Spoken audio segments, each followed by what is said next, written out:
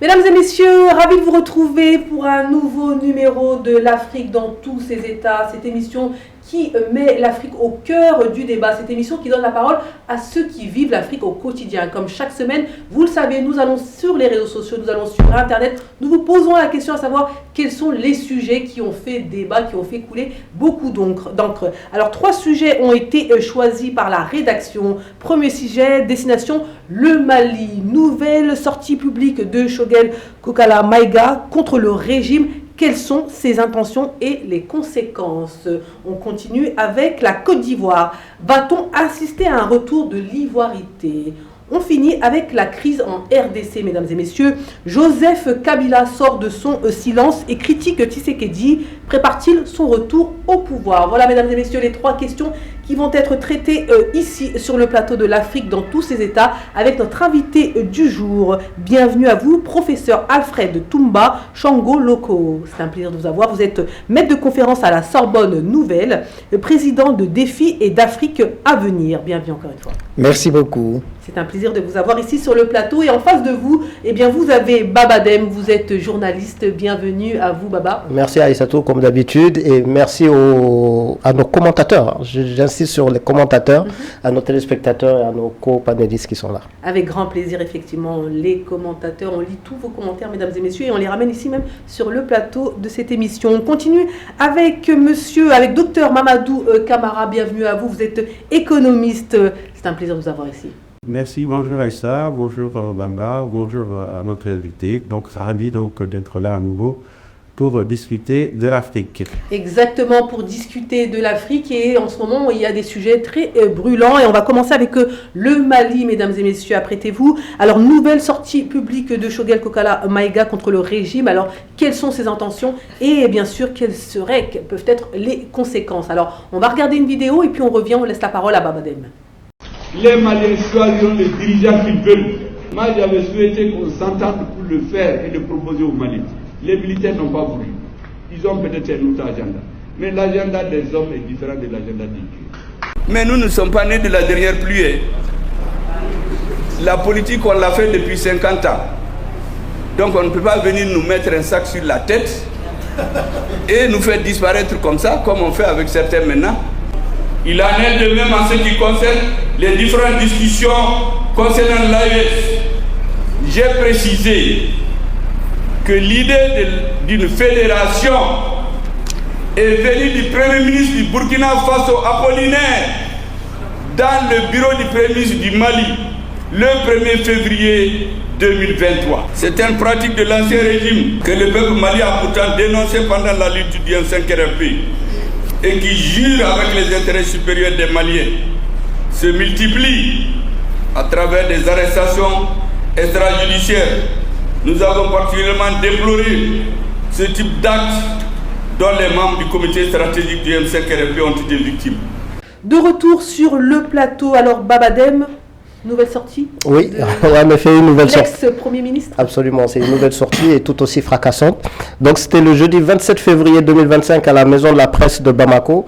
L'ancien Premier ministre malien a tenu une conférence de presse et cette conférence de presse est un véritable réquisitoire contre la transition en place. Alors, on va y mettre les 3 points clés que l'on peut retenir de son intervention. Premier point clé que nous pouvons retenir, c'est, dans son discours, c'est la rupture définitive avec le régime et le rejet du pacte d'honneur de 2021. Choguel Maïga a acté, lors de son intervention, une rupture irréversible, donc un mot que nous connaissons très bien, avec le régime militaire au pouvoir, soulignant que le limogeage du gouvernement civil en novembre 2024 marquait la fin du pacte conclu en mai 2021 entre le M5 RFP et les militaires. Ce pacte prévoyait initialement une transition vers un pouvoir civil, mais Choguel Maïga accuse désormais les autorités d'avoir systématiquement marginalisé les acteurs politiques civils, violant ainsi l'esprit de cette alliance. Deuxième point que nous avons noté, c'est la dénonciation des pratiques autoritaires, détention extrajudiciaire et musulmans de l'opposition. L'ancien Premier ministre a dénoncé donc des arrestations arbitraires ciblant les membres du M5 RFP, ainsi qu'une répression généralisée, sont ces mots, contre la liberté d'expression et la presse. Il a critiqué la prolifération des partis politiques pro-militaires, instrumentalisés selon lui pour fragmenter l'opposition. Ces révélations interrogent le double discours du pouvoir en place qui justifie son maintien au pouvoir par la lutte contre le terrorisme tout en reproduisant des méthodes autoritaires. Et troisième point, c'est Choguel Maïga insiste sur un appel à des élections crédibles et mise en garde contre l'enlisement de la transition. Donc Choguel Maïga a exigé la tenue d'élections libres, condition sine qua non pour la sortie de crise, et dénoncé l'absence de calendrier électoral après le report de mars 2024. Il a implicitement accusé les autorités de la transition de prolonger indéfiniment la transition pour conserver le pouvoir, une stratégie risquant, selon lui, de provoquer un retour en arrière des acquis politiques. Il dénonce ce qu'il appelle, selon sa formule, la mascarade d'une transition sans transition. Ainsi, en rompant publiquement avec le régime en place, son discours a suscité beaucoup de réactions et de questions. Merci beaucoup Babadem. On remercie Joliba TV pour les images. Alors, je vais me retourner vers vous, professeur. Déjà, il faut dire que Monsieur Choguel Kokala Maïga est souvent cité comme un acteur majeur, qui a joué un rôle majeur dans la transition et notamment dans l'éclat positif qu'a pu avoir donc ces transitions-là. Aujourd'hui, donc en novembre 2024, il a été limogé après sa prise de parole. Donc aujourd'hui, pour le coup, et pour beaucoup de téléspectateurs, beaucoup de Maliens, beaucoup d'Africains, les gens se disent encore une fois, il était central dans ce pouvoir-là et aujourd'hui il le critique. Il a quand même fait 3 ans dans ce pouvoir-là. Aujourd'hui il le critique. Comment vous prenez cela? Comment vous expliquez cela, professeur? Alors, il faut rappeler à nos téléspectateurs que Choguel Kokala Maïga est une figure majeure de la vie politique malienne depuis, j'allais dire, Ibrahim Boubacar Keïta, il était là. Et au fond, il a servi de caution civile aux putschistes qui sont au pouvoir aujourd'hui au Mali. La transition, pour le coup, ici. Enfin, voilà, si vous voulez, mais c'est un putsch, hein, ce sont des putschistes qui sont au pouvoir, voilà, qui, au départ, à leur prise du pouvoir, après le second putsch, disaient effectivement qu'ils allaient mettre en place un processus de transition. Sauf que Choguel Kokala Maïga, qui est un vieux briscard de la politique malienne, sait très bien que lorsqu'un militaire fait un coup d'État, il prend le pouvoir, ce n'est pas pour le céder, et qu'au fond, le paravent de la transition était là tout simplement pour masquer l'intention profonde justement de ces militaires de se maintenir au pouvoir. Et donc, ça serait naïf de croire que ce qu'il fait aujourd'hui ne relève pas d'un calcul, d'une stratégie politique assez subtile. C'est-à-dire, professeur, on veut savoir quelles sont les intentions de l'ex-premier ministre. Alors, il voudrait bien se présenter à la présidentielle. C'est plus un secret, ça? Exactement. Simplement, pour rallier autour de sa figure, parce qu'il a déçu aussi beaucoup d'opposants, ça il ne faut pas l'oublier, il faut qu'il se présente comme l'opposant numéro 1 face à la junte qui est au pouvoir aujourd'hui. C'est la transition qui est au pouvoir. Est-ce qu'aujourd'hui, il est considéré comme l'opposant numéro 1 aujourd'hui? C'est assez... Pas encore? Pas encore, parce que justement, un certain nombre l'ont accusé d'opposants d'opportunisme et puis de trahison par rapport, mais justement, au combat qui était mené auparavant. Et dernière chose que je voudrais ajouter, c'est que pourquoi les militaires au pouvoir, Assimi Goïta, ne le flanquent pas en prison aujourd'hui? Parce qu'ils ne veulent pas en faire un martyr, justement, qui porterait cet idéal de l'opposition.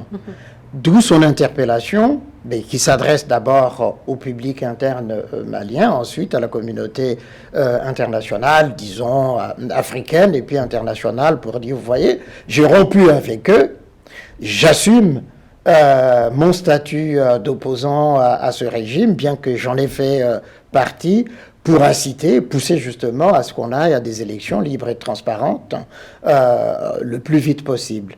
Même si Assimi Goïta, au moment où il a fait son discours à la nation, a laissé ouverte cette possibilité des élections, sans fixer des dates, sans fixer de calendrier. Exactement, il le dit notamment dans sa prise de parole, à savoir qu'il souhaite des dates.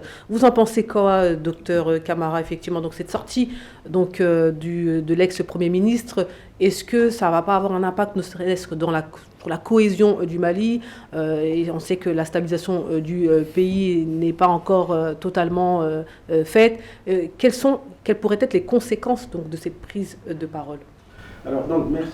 Aïssa, donc, comme mes deux prédécesseurs l'ont affirmé, donc, Choguel Kokara Maïga, donc, est un homme politique qui est au Mali et qui est connu depuis de nombreuses années, qui a participé auparavant à 2 élections présidentielles, donc qui a été le soutien donc d'abord du régime de Moussa Traoré, donc il était le responsable de la jeunesse donc à l'époque du régime de Moussa Traoré.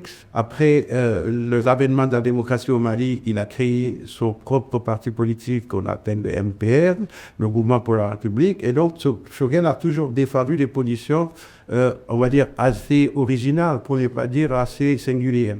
Et donc, comme vous l'avez affirmé, c'est une des figures du mouvement du 5 juin qui a été un soulèvement de la jeunesse contre le régime d'Ibeka, qui a été accusé d'être un régime corrompu, etc., qui a amené le pays dans la situation dans laquelle il se trouvait à cette époque.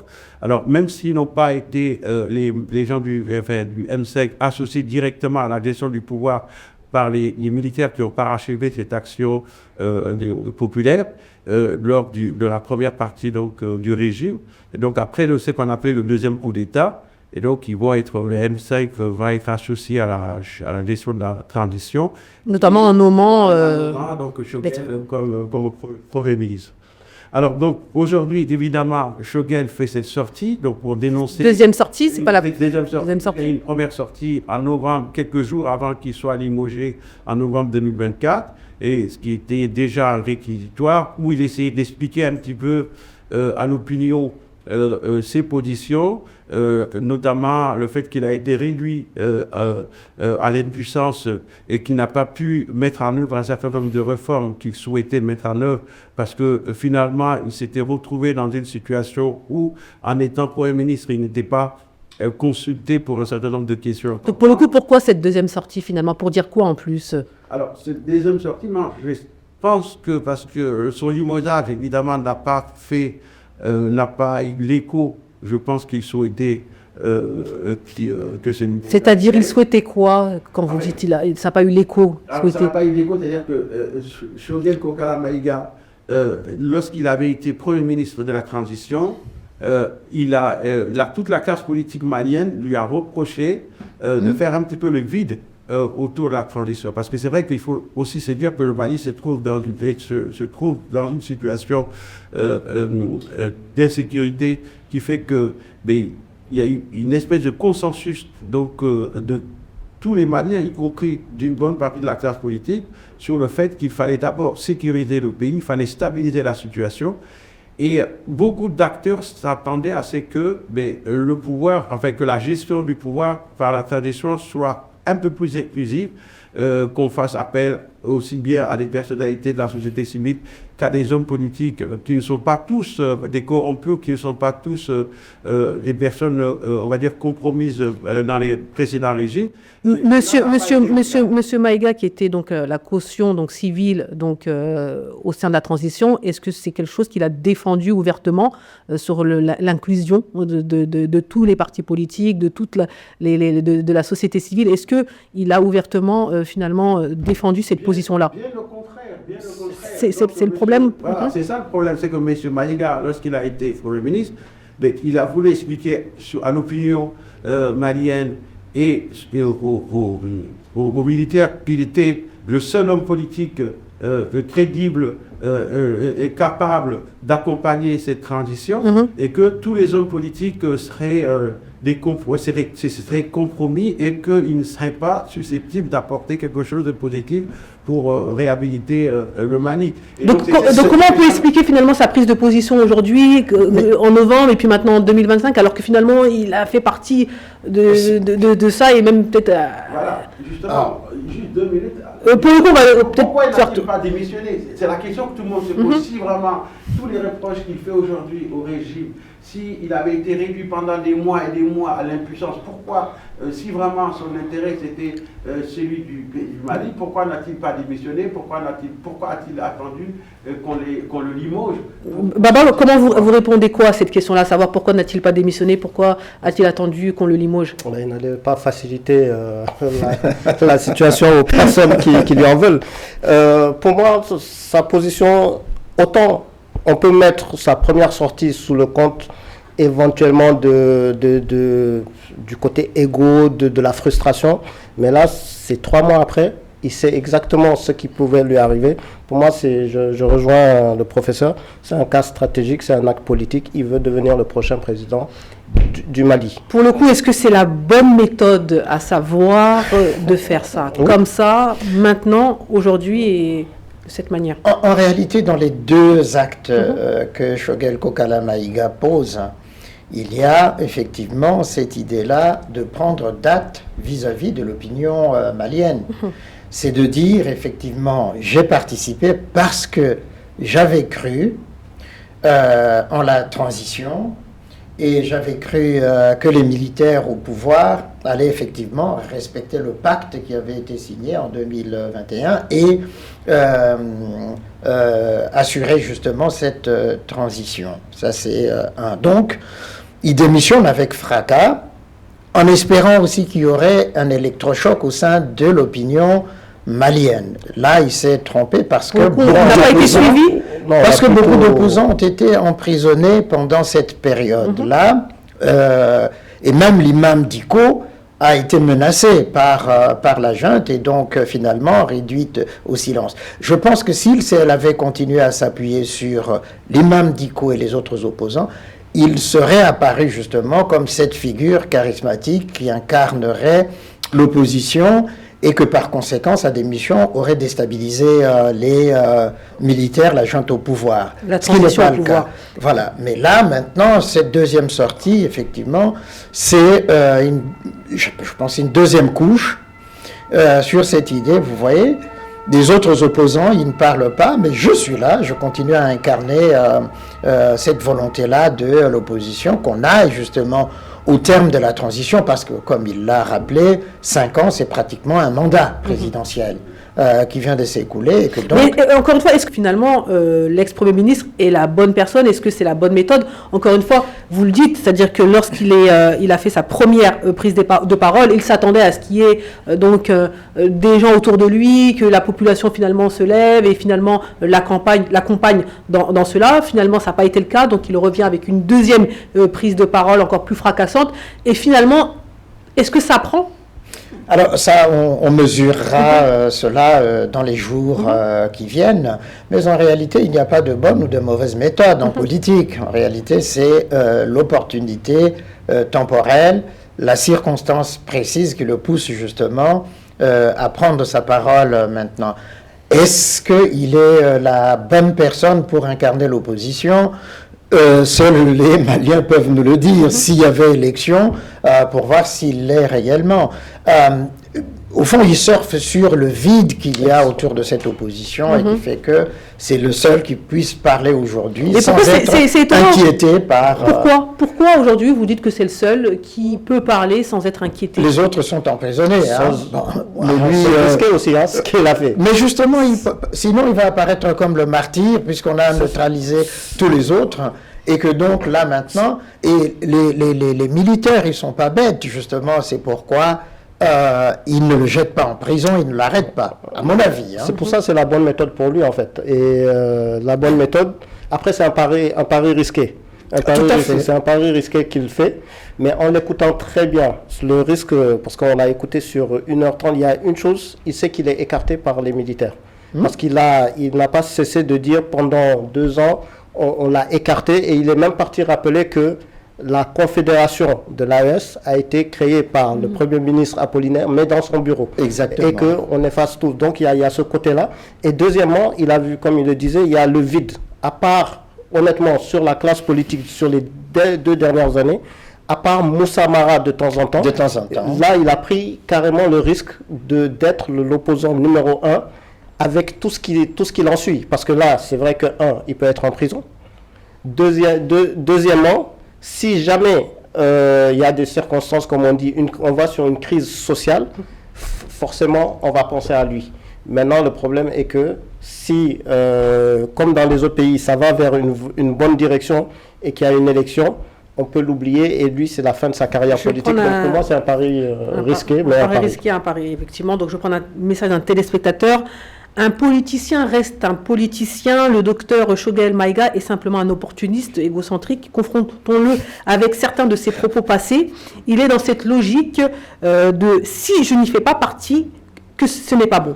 Tout se résume au poste, aux prérogatives, aux opportunités. Vous en pensez quoi, pour le coup? Je vous donne la parole à vous, docteur Camara. Alors, donc, peut-être que j'en pense à ça. Donc, j'estime que, évidemment, dans le comportement, en tout cas dans la tactique que Choguel Maïga met en œuvre, beaucoup de personnes sont obligées de penser un petit peu à cet opportunisme. Pourquoi? Parce que, comme on le disait tout à l'heure, si vraiment lui-même, il a été réduit en impuissance pendant longtemps au sein d'un pouvoir, il n'a pas eu le courage, en tout cas à ce moment-là, de démissionner. Alors, il a expliqué lors de son discours de novembre pourquoi il n'avait pas fait, parce qu'il pensait qu'il y avait peut-être encore une chance que les choses se rectifient, mais se rendant compte que ce n'était pas le cas, il a été amené donc à cette décision. D'ailleurs, son discours de novembre est perçu comme une énième tentative de réussir, parce qu'il y a eu d'autres épisodes. Donc, pendant toute la période où il a été Premier ministre, donc à plusieurs reprises, on avait annoncé son départ. Et chaque fois, il avait résisté. Il s'était plus ou moins imposé, on va dire, aux militaires en disant non seulement pas que je suis simplement votre caution civile, mais le mouvement que je représente, le M5 RSB, est un mouvement qui a été à l'origine donc de la chute du régime d'Ibeka, même si vous l'avez parachevé. Et par rapport à cela, donc je suis légitime au même titre que vous pour pouvoir donc gérer les affaires de Mali. Alors, donc moi, je pense que Choguel Maïga donc a un petit peu quelqu'un qui est clivant, donc qui a un petit peu durci le discours de la transition. Alors, notamment, même si on est tous d'accord qu'il faut aller vers plus de souveraineté, etc., c'est quelque chose qui est tout à fait normal. Mais il a eu un discours qui est à la limite d'une forme de nationalisme, un discours très dur, donc contre évidemment la France, contre les organisations internationales. Et c'est aussi quelqu'un qui a, comme je l'ai dit tout à l'heure, qui a voulu faire passer tous les hommes politiques, les autres hommes politiques maliens, comme n'étant pas donc en mesure justement de relever les défis. Et aujourd'hui, donc, il se positionne toujours dans cet état en disant « je suis la seule alternative ». Donc ça, pour le coup, ça rejoint un peu le message du téléspectateur. Et en plus, comme tout à l'heure, vous l'avez dit, le fait qu'il soit aujourd'hui le seul qui puisse parler comme il le fait, parce que c'est bien pour Mali. Et malheureusement, on est obligé de dire qu'il est peut-être pour quelque chose dans cette situation. Beaucoup d'hommes politiques ont été réduits au silence. Parce que, évidemment, lorsqu'on a un discours un petit peu critique contre ce qui se passe, même lorsqu'il s'agit d'une critique constructive, et donc on est perçu comme étant un mauvais citoyen, comme étant, comme on dit au Mali, un face au Dendjoubou. Et c'est même la population, c'est-à-dire que... Et c'est aussi la population, c'est vrai qu'on parle beaucoup de la transition des autorités, mais la population aussi considère que lorsqu'on critique ouvertement, entre guillemets, la transition qui essaie de stabiliser le pays, eh bien, vous êtes mal vu. Donc il y a les autorités, mais il y a aussi la population, pour une grande partie aussi, qui soutient la transition. Il ne faut pas l'oublier, ça aussi. Ça c'est vrai. Et pour le coup, je vous pose la dernière question. Quel impact ces tensions politiques, ces sorties avec fracas, etc., peut-elle avoir un impact négatif sur la suite, notamment concernant le projet Mali, le nouveau Mali, et peut-elle tout simplement mettre à mal donc, tous les projets mis en place pour la stabilité du pays? Parce qu'encore une fois, quand on est désunis, ça cause des problèmes. Alors, disons que, je ne lis pas dans le marc du café, donc pour prédire ce qui arriverait au cas où. Non, je pense que pour le moment, en tout cas, les militaires qui sont au pouvoir tiennent le pouvoir, tiennent le Mali. vous avez rappelé qu'une bonne partie de l'opinion malienne les soutient. C'est s'il y avait une déconnexion entre le pouvoir aujourd'hui donc des militaires et le peuple malien, que là on aurait à craindre.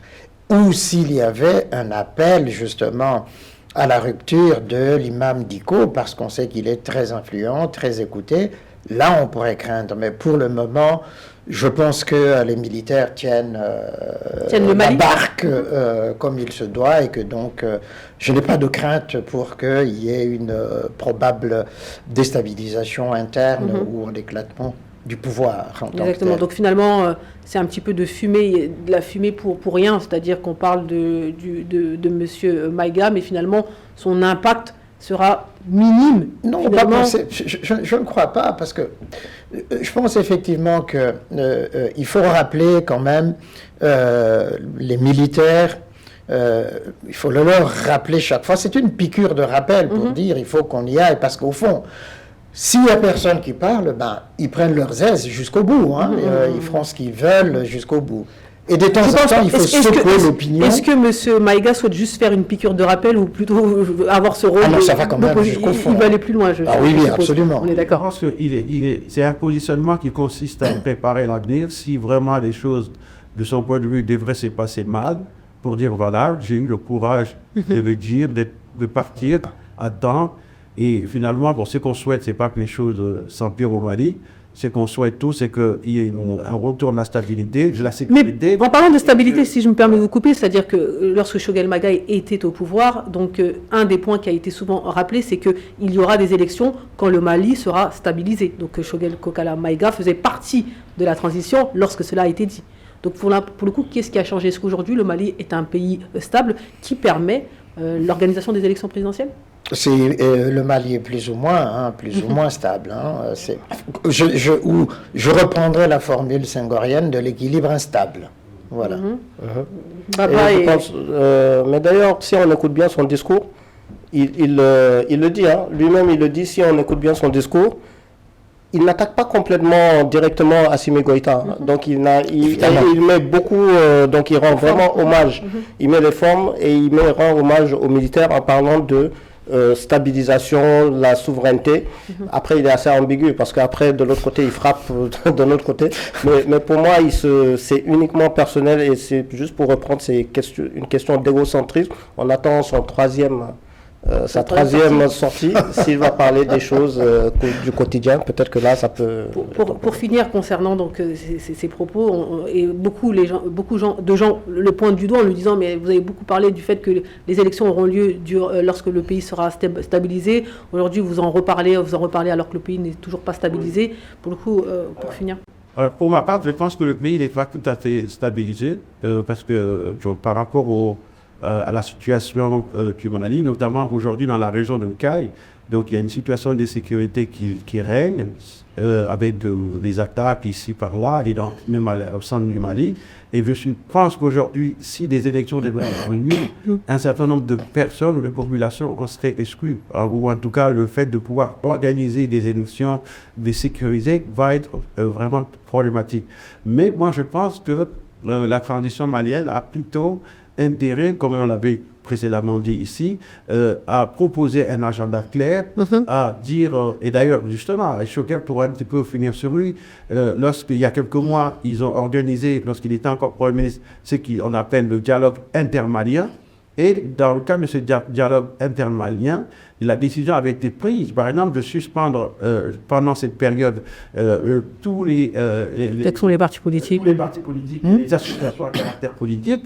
Et donc, vraiment, il ne peut pas être la personne qui, en tout cas, est perçue comme étant celui qui a décrédibilisé la politique, qui a décrédibilisé les gens qui font de la politique pour servir notre pays, pour aujourd'hui leur dire qu'aujourd'hui, la seule issue, c'est la politique. C'est vraiment du côté paradoxal. Effectivement, c'est ce qu'on lui reproche, bien sûr.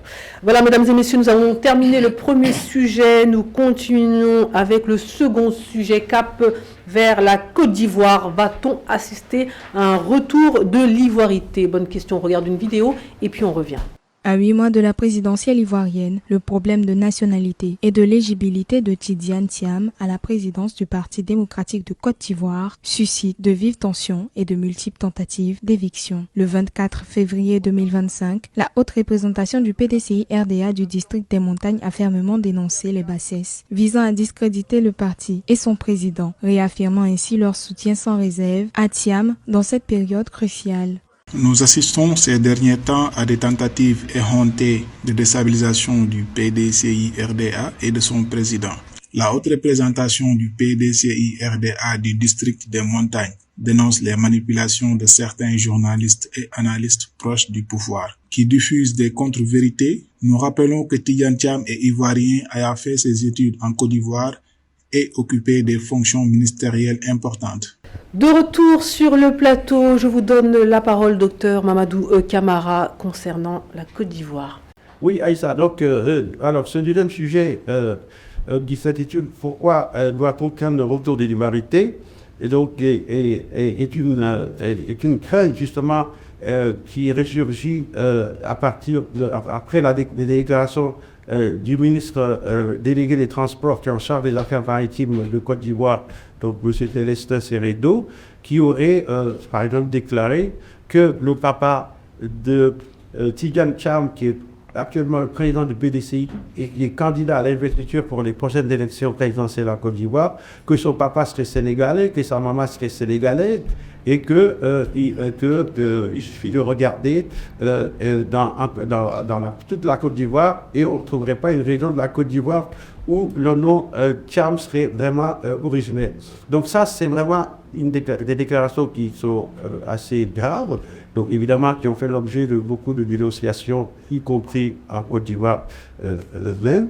Mais au-delà de ça, quand on voit le soutien que ce ministre finalement, même s'il a été un petit peu dénoncé par son camp, mais le soutien qu'il reçoit de la part des mouvements de jeunes ou des mouvements des femmes, et on est un peu inquiet. On voit ces jours-ci en Côte d'Ivoire ce discours ressurgir, parce que même un chanteur très connu comme Assalfo aujourd'hui est dénoncé comme n'étant pas ivoirien, comme étant burkinabé, etc. Donc vraiment, on a l'impression qu'on revient un petit peu en arrière, alors que cette question de l'ivoirité donc, a été assez problématique en Côte d'Ivoire, puisque c'est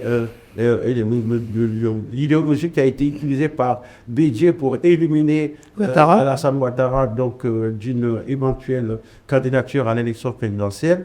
Et donc, ça fait beaucoup de dégâts en Côte d'Ivoire et on est un peu surpris que ce discours-là, aujourd'hui, ce concept-là ressurgisse et que des hommes politiques puissent s'en servir pour essayer d'écarter ou d'éliminer un candidat.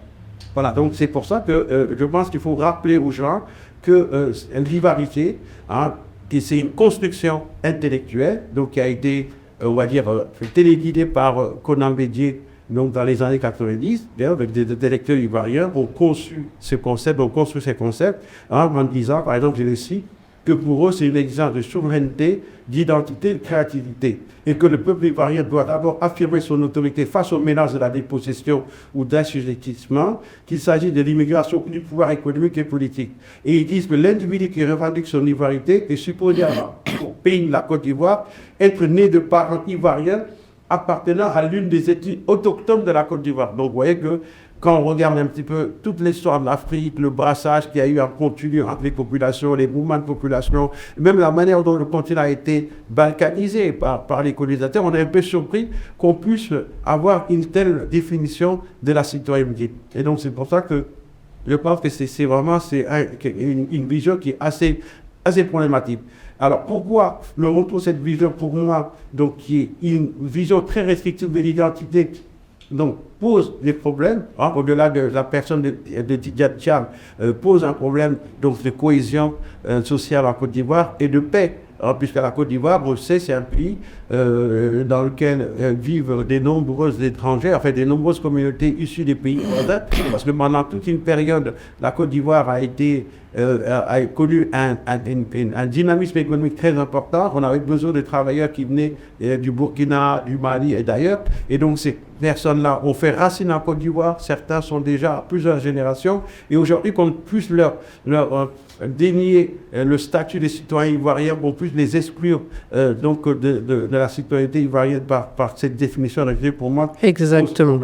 Donc, et au-delà de la Côte d'Ivoire, pour terminer, au-delà de la Côte d'Ivoire, vous voyez, cette question donc de l'ivoirité, en tout cas cette vision d'une identité trop restrictive, donc qui ne doit pas se confondre avec la citoyenneté, pour nous pose un problème en Afrique. Exactement. Ce problème, c'est quoi? C'est comment est-ce que, au-delà du risque que cela fait peser sur le vivre ensemble, est-ce que, à mon sens, est-ce que la question de la loyauté d'une personne ou la capacité qu'une personne, un homme politique peut apporter donc à un pays, est-ce que cela dépend-il de ses racines? Exactement, c'est très important. Merci beaucoup, docteur Camara. Pour le coup, je commence avec un message d'un téléspectateur. Donc, ils nous ont veut la paix. Donc, en 2025, on a vu 2010 où des pères, frères, mères et sœurs dont sont morts pour au final venir dire que Gbagbo et moi sommes des frères. Nous voulons la paix pour cette année car malgré les diplômes de nos politiciens, on a l'impression qu'ils sont tous comme des analphabètes face au pouvoir car ils n'ont aucune retenue. Donc message voilà, qui indique la peur qu'il peut y avoir au sein de la Côte d'Ivoire. Alors autre message, donc j'enchaîne pour qu'on puisse débattre dessus. Moi personnellement je ne supporte pas Thiam, je ne le ferai jamais, mais moi je trouve que cette histoire d'origine doit s'arrêter parce que nous sommes les premiers quand un noir veut se présenter dans une élection dans un pays occidental et que les gens refusent, subit des injustices, nous sommes les premiers à crier au racisme, à l'injustice. Donc pourquoi quand la même chose se passe dans nos pays, on parle d'étrangers, il faut être cohérent. Moi, il faut être ivoirien avec la peau blanche. Si je sais que si tu viens au pouvoir, c'est pour travailler pour le pays, je vais te soutenir. Cette histoire de nationalité origine, c'est un faux prétexte. Voilà le message de Emmanuel Kofi. Donc c'est très important, effectivement, donc, ce qu'on dit et notamment ce que vous avez présenté ici à nos téléspectateurs. Monsieur Thiam, effectivement, donc il y a ses origines dites sénégalaises.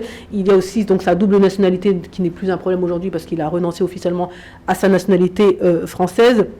Donc on réutilise encore une fois donc ce côté l'ivoirité, sachant que ce n'était pas à la base, quand on reprend Houphouët-Boigny, c'était pas l'objectif de l'ivoirité, c'était plutôt la mise en avant de la culture ivoirienne dans un contexte où il y avait beaucoup de personnes venant d'autres pays. Finalement, ça a été repris et à chaque fois à des fins politiques. Donc aujourd'hui, clairement, l'ivoirité pose problème.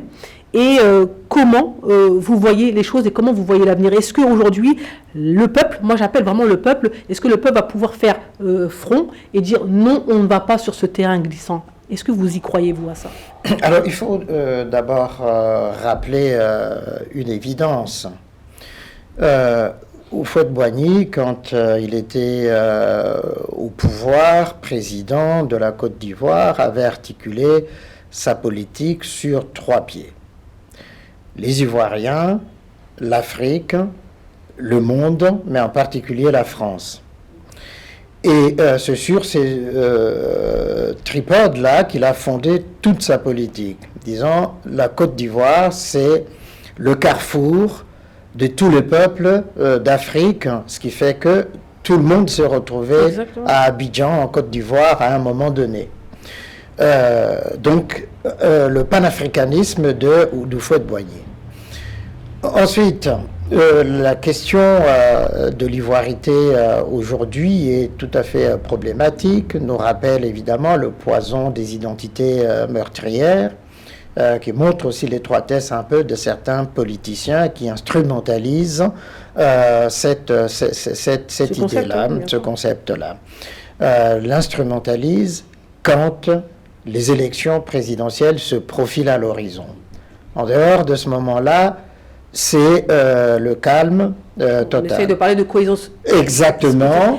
Et surtout, il y a quand même un point sur lequel il faut revenir, lorsque vous l'avez dit, hein, c'est le ministre donc, de Ouattara. Donc, tout à fait. C'est quand même étonnant qu'un ministre du président Ouattara se permette de dire ça publiquement.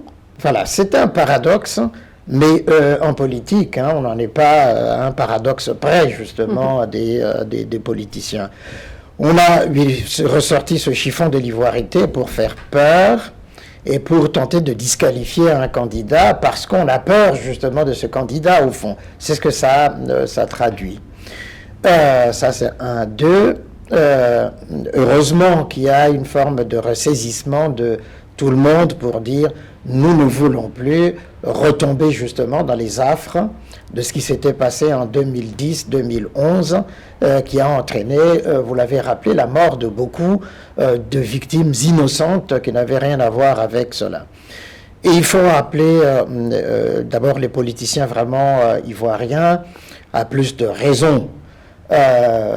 Une élection présidentielle n'est pas la fin du monde. Exactement. Il faut rappeler aux politiciens, mais surtout au peuple, de ne pas tomber dans ces pièges-là. Parce qu'encore une fois, c'est le peuple qui doit décider, c'est le peuple qui doit faire front et dire non, on ne veut pas retomber, on ne veut pas que nos enfants meurent. Absolument d'accord avec cela.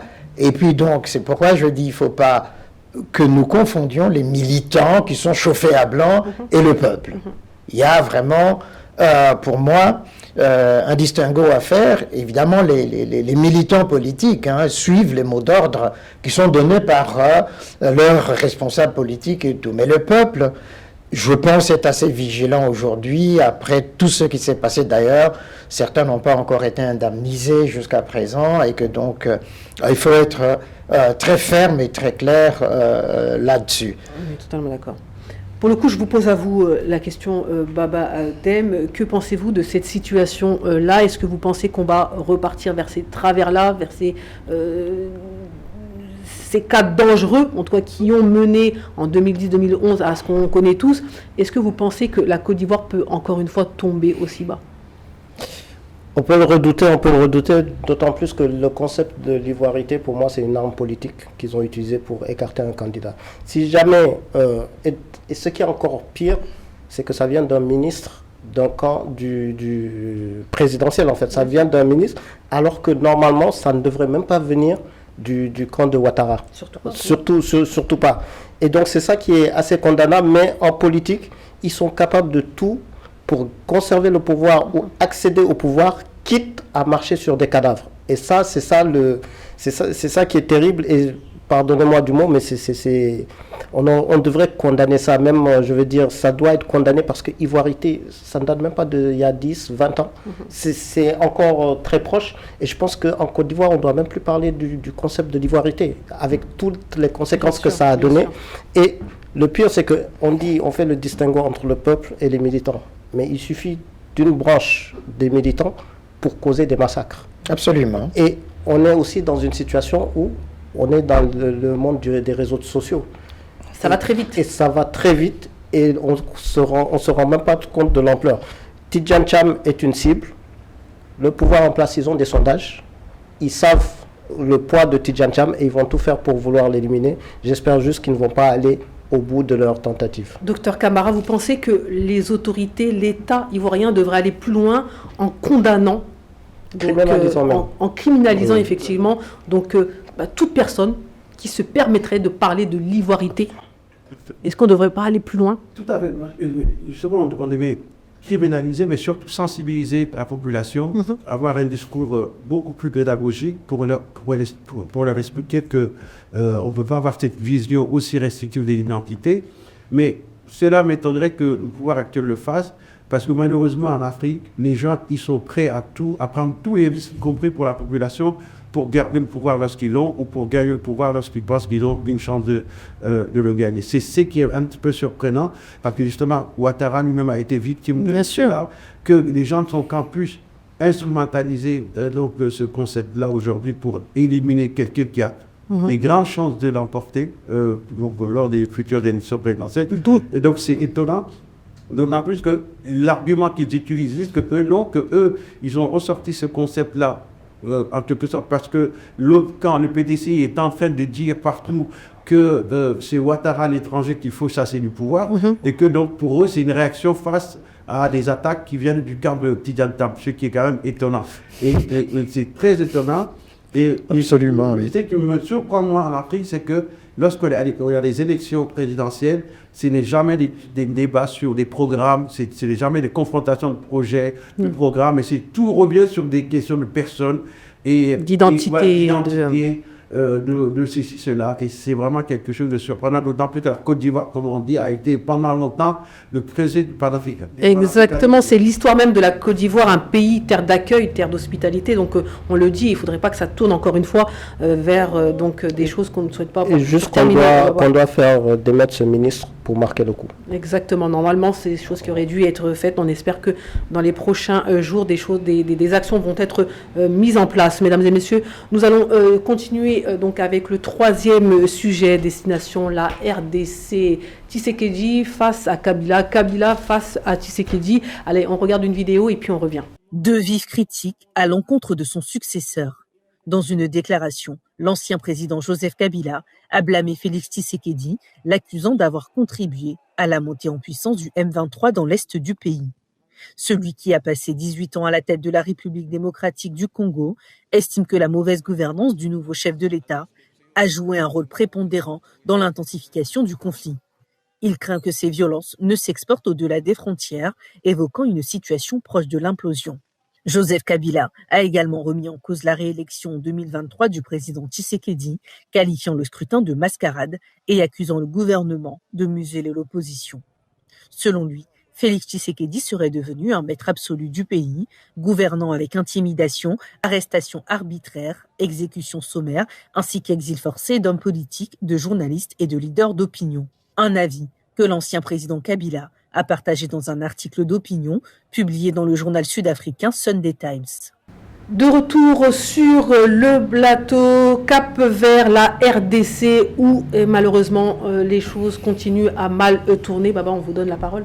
Oui, alors l'ancien président congolais Joseph Kabila, qui était silencieux depuis, a rompu son mutisme à travers une tribune postée le 23 février 2025 dans le Sunday Times sud-africain. Alors son intervention qui critique sévèrement le régime de Félix Tshisekedi et la gestion de la crise à l'Est soulève trois axes majeurs. Donc le premier axe qu'on peut retenir de son intervention ou de sa tribune, c'est il s'appuie sur la mauvaise gouvernance comme racine de la crise congolaise. Alors Kabila attribue la crise multidimensionnelle en RDC, donc c'est les points autant sur le plan sécuritaire, politique, moral, à la tyrannie, ce sont ces mots, de Tshisekedi. Il dénonce des élections 2023 truquées, une constitution violée et une répression systématique de l'opposition, des médias et des leaders religieux. Donc, je le cite, il le dit, c'est une crise sécuritaire et humanitaire, mais également et plus fondamentalement une crise politique, sociale, morale et éthique. Cet aspect est minimisé ou même ignoré par les pays partenaires de la RDC et des organisations, y compris la SADC.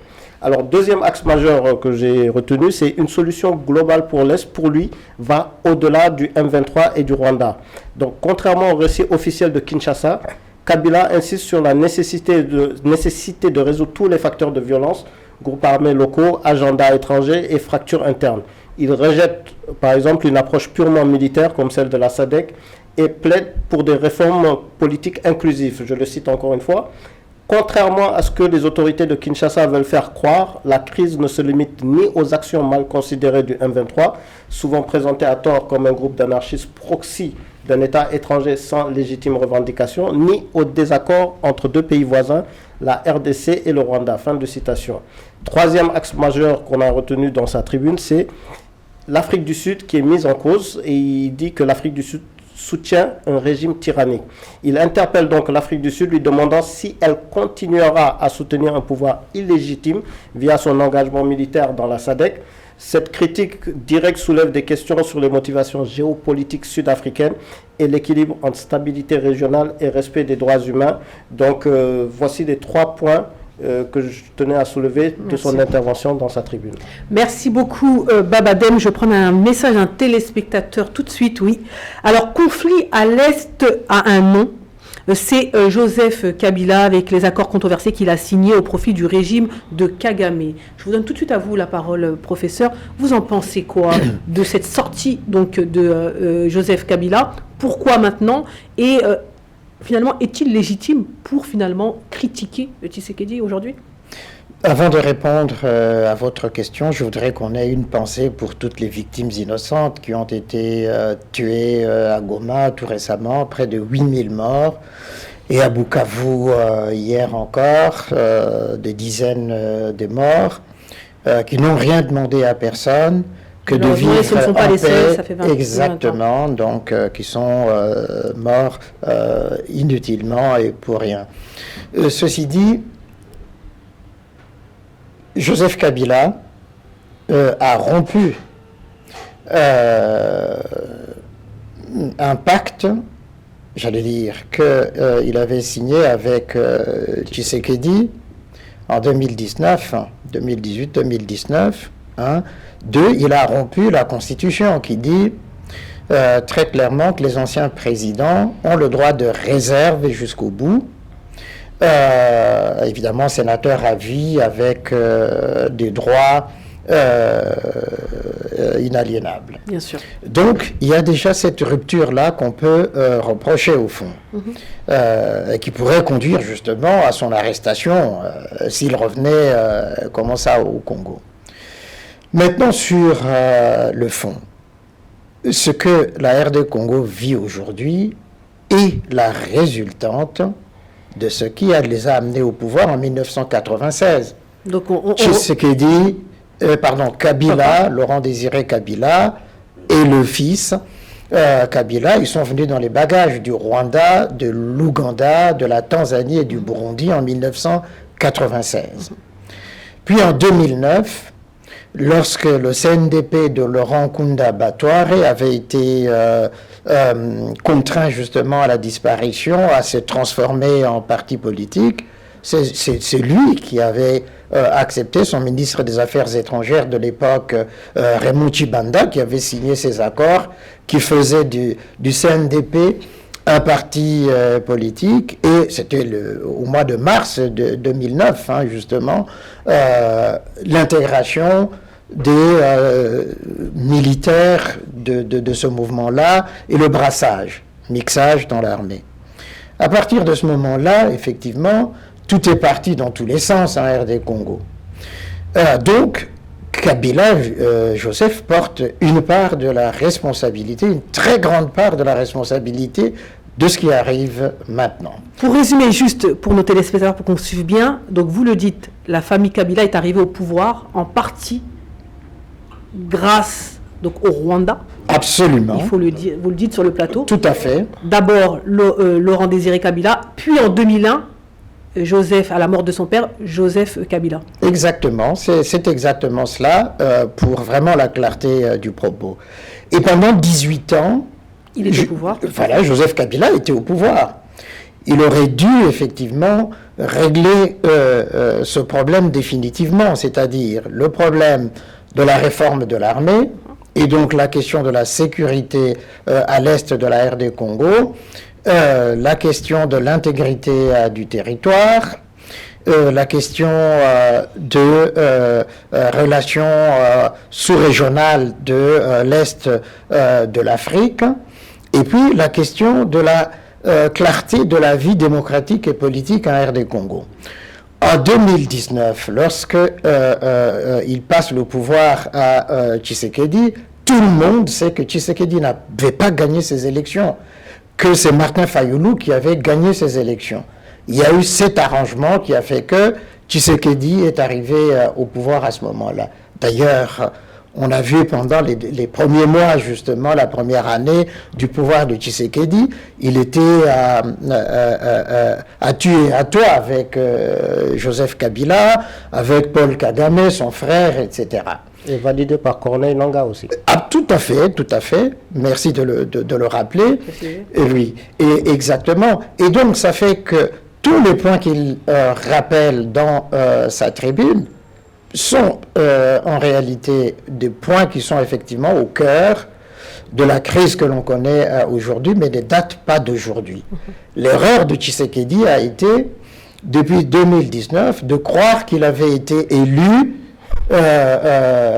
légitimement par le peuple congolais, alors qu'en son fort intérieur, il savait très bien que ce n'était pas le cas, et il aurait dû à ce moment-là entamer cette démarche politique interne vis-à-vis de l'opposition et des autres leaders politiques pour dire, voilà, il s'est passé ce qui s'est passé, je suis au pouvoir maintenant, que faisons-nous de ce pouvoir ensemble?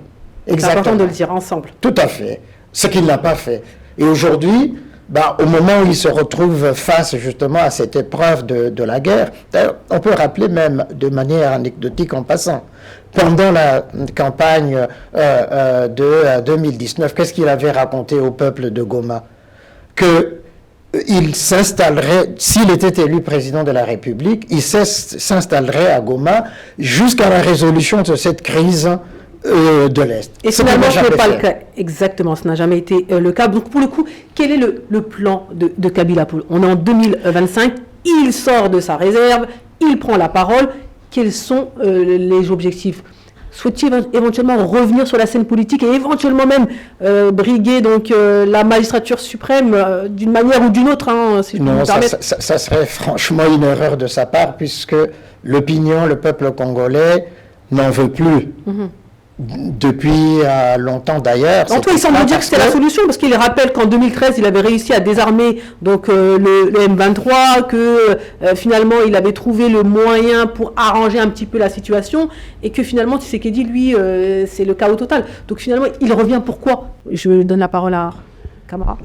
Oui, merci beaucoup. Donc, il revient pourquoi, Kabila, selon vous? Kabila, donc, comme l'a rappelé Baba, donc dans cette tribune, évidemment, il fustige Tshisekedi comme état à l'origine de tous les maux, tous les problèmes, exactement. C'est vraiment la conséquence de sa mauvaise gouvernance.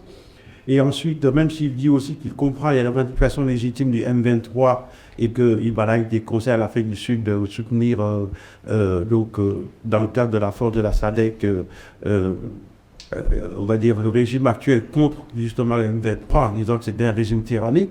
Alors, au-delà du caractère un petit peu dangereux de ce type de discours, qui consiste à dire, mais voilà, même si évidemment, réellement, Tshisekedi, en tout cas en 2019, n'est pas la personne qui aurait, semble-t-il, gagné les élections, que ce serait plutôt Fayulu. Bon, en tout cas, le Congo se serait plus ou moins inscrit dans une espèce de normalité, il faudrait plutôt continuité et souhaiter que les futures élections puissent se passer de manière transparente, crédible et qu'il y ait une réelle compétition politique. Donc Kabila, en revenant de la sorte, non seulement il délégitime quelqu'un que lui-même a légitimé, quelque part, en lui cédant le pouvoir, donc par ce pacte dont le professeur vient de... D'où cette incompréhension. Pourquoi Joseph Kabila revient maintenant? Et pourquoi faire? Et quel est son plan? C'est vraiment la question. Avant de passer la parole, moi je l'interprète plutôt comme étant une espèce de soutien à ses alliés rwandais. Parce que, évidemment, le fait d'avoir cette sortie-là, mais ça permet un petit peu de minimiser, en quelque sorte, la responsabilité du M23 et de ses soutiens, notamment le Rwanda, et de dire aux Congolais, c'est pas votre faute, si moi j'étais là, mais ça se serait jamais produit comme cela, les choses ne se seraient jamais produites comme telles, et en gros, je suis peut-être éventuellement l'homme de la situation. Donc pour le coup, vous y croyez, vous pensez que monsieur Kabila a des velléités, en tout cas, de reprendre, entre guillemets, la maison.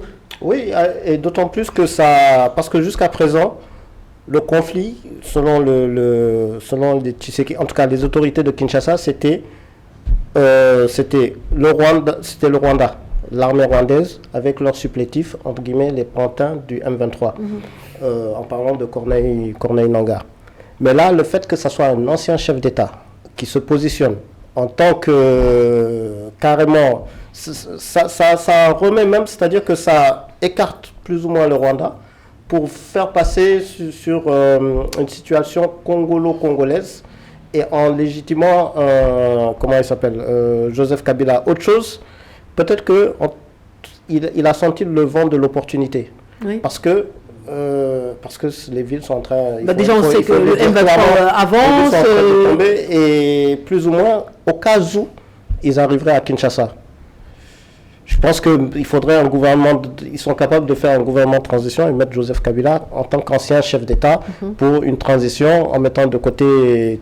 Donc pour moi, c'est le vent de l'opportunité qu'ils sont et se positionnent. Alors, pour conclure, j'ajouterais simplement que sa sortie aussi est liée au fait que Tshisekedi l'a accusé publiquement d'être derrière le M23 et Corneille Nangaa, et il a cru qu'il avait ce droit de réponse qui est une erreur au regard de ce que dit la constitution de RD Congo, cette constitution que lui-même avait contribué à mettre en place, justement. Là, on n'est pas non plus un paradoxe. Est-ce que l'événement exceptionnel ne donne pas... Est-ce que la situation du Congo actuelle ne fait pas que finalement... Non, la Constitution lui interdit totalement d'intervenir.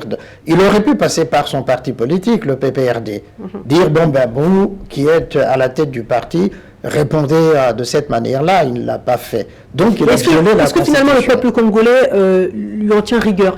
Absolument. Il y a, quand on regarde les réactions des uns et des autres, elles sont vraiment très violentes, très critiques vis-à-vis de Joseph Kabila, pour beaucoup. C'est lui qui a placé la RD Congo dans cette situation de crise actuelle, qu'au fond Tshisekedi a hérité cette situation de lui, Joseph Kabila. Sauf que, mais il n'a pas été à la hauteur, justement, de l'enjeu de cette situation. Alors, un message d'un téléspectateur, donc Mose, qui dit M23, le M23 est sa création, donc à Joseph Kabila, et il a infiltré notre armée durant 18 ans. Il a laissé le pays sur le brasier. Donc pour le coup, ça confirme un petit peu ce que vous dites, c'est-à-dire que Tshisekedi a hérité finalement d'un cadeau empoisonné, entre guillemets. Mais absolument, vraiment le dire, un cadeau empoisonné. Tout à fait, c'est exactement cela qui s'est passé. Et il n'a pas été assez avisé parce que quand même certaines personnes lui disaient de faire très attention sur le commandement de son armée, parce qu'au fond aujourd'hui les troupes sont là, mais il n'y a pas de commandement. Et donc les troupes refusent de se battre sur le terrain parce que le commandement dans son ensemble est non seulement corrompu, mais pour la plupart ce sont ce que les Congolais appellent des infiltrés, malheureusement. Mais à quelque chose malheur est bon. Je pense effectivement que on voit cette crise de l'Est, crise politique, crise diplomatique, mais qui est en train de trouver une réponse diplomatique internationale, régionale, ce qui est fort bien, crise politique interne qui continue encore, mais ça permet aussi de montrer que ailleurs on aurait assisté à un coup d'État militaire. Là, ce n'est pas le cas. Les gens se disent... Ce n'est pas le cas pour l'instant? Non, ça va continuer. C'est-à-dire que les gens, ils se disent, c'est un mauvais système et tout ce que vous voulez, mais c'est pas le pire. On n'aimerait pas être comme au Rwanda, on ne peut pas parler, vous osez parler, on vous arrête, etc. Donc, avec ces imperfections-là, de cette démocratie qui est en train de se mettre en place, les RD congolais, ils disent... Tshisekedi, peu importe la manière dont il est arrivé au pouvoir la première fois, la seconde fois, mais c'est lui qui est le président qui est là, donc on va continuer avec lui jusqu'à ce que cette crise s'arrête, et puis après, qu'il y ait un débat interne pour le renouvellement au fond de la direction politique ou du système politique. C'est votre avis, c'est d'autres avis. Donc comme on dit, qui vivra verra, on verra la suite et qu'on n'hésitera pas à commenter ici sur le plateau de l'Afrique dans tous ses états. Merci beaucoup à vous, cher professeur, d'avoir accepté notre invitation. Merci bien sûr à Babadem ainsi qu'à Dr Camara. Rendez-vous la semaine prochaine pour un nouveau numéro de votre émission L'Afrique dans tous ses états, cette émission qui met l'Afrique au cœur du débat. À bientôt.